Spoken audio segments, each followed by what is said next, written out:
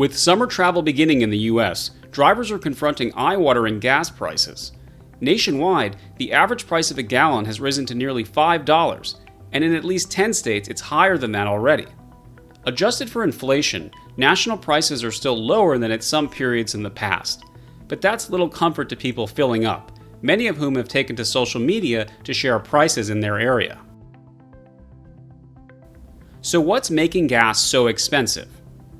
Before the COVID-19 pandemic, gas prices in the US were below $3 a gallon. Lockdowns in 2020 caused global oil demand to plummet. Prices fell and producers reduced output. What we saw with the pandemic is that demand reduced so quickly that supply that was coming from those wells that were already producing was more than enough to meet that demand. And so what companies did is they just completely stopped drilling for some time period. With the arrival of vaccines in 2021, demand began to increase again, faster than producers brought supply back online. Then, Russia's invasion of Ukraine in February of this year sent oil and other commodity prices spiraling even higher. Russia is the world's third largest oil producer, but the war and sanctions cratered its exports. This further stretched global supplies and raised prices at the pump.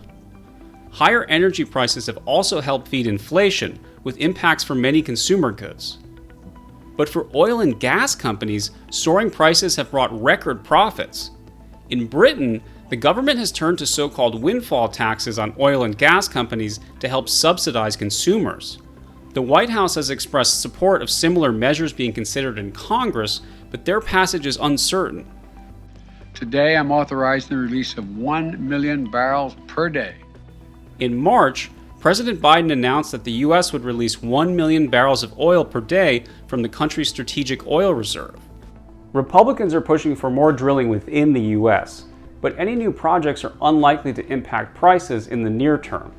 And the White House says that thousands of existing permits are not currently being used by companies.